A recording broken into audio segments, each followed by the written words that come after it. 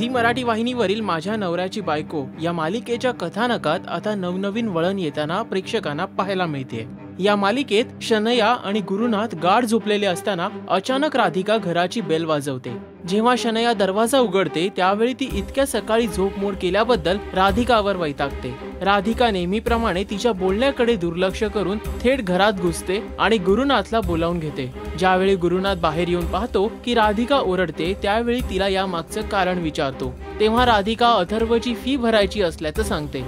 यावेळी शनया आलेल्या संधीचा पुरेपूर फायदा घेऊन दोघांमध्ये भांडण लावून देण्याचा प्रयत्न करते। त्यावर राधिका तिच्यावर आणखीनच चिडते। गुरुनाथ राधिकाला पैसे देण्यास नकार देतो, कारण यापूर्वी तिनं त्याचे पैसे नाकारलेले असतात।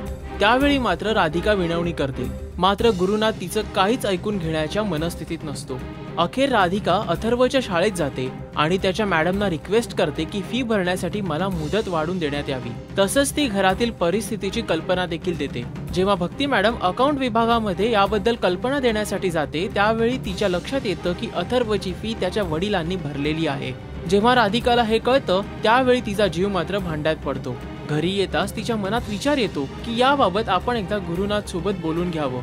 ती बेल वाजवायला जाते, मात्र ती स्वतःलाच रोखून घेते। अखेर नाना नानींना भेटून ती सांगते की गुरुनाथने अथर्वची फी भरलीये, त्यामुळे आपल्याला टेन्शन घेण्याचं काहीच कारण नाहीये। जेव्हा शनया राधिकाला गोंधळलेल्या स्थितीत पाहते त्यावेळी तिची खिल्ली उडवायला सुरुवात करते, कारण राधिकाने केलेली पायपीट पाहून तिला आनंद झालेला असतो। तसंच ती पुढे सांगते की गुरुनाथने माझ्या सांगण्यावरून अथर्वची फी भरलीये। मात्र राधिकाला तिच्या बोलण्यावरती कोणतीच प्रतिक्रिया देण्याची इच्छा नसते, कारण त्या क्षणाला तिच्यासाठी अथर्वचं शैक्षणिक वर्ष सुरक्षित झाल्याचं वाटत असतं। माझ्या नवऱ्याची बायको या मालिकेचे लेटेस्ट अपडेट्स जाणून घेण्यासाठी पहा राजश्री मराठी। नमस्कार, मी Pratiksha Lonkar. Please subscribe to Rajshri Marathi.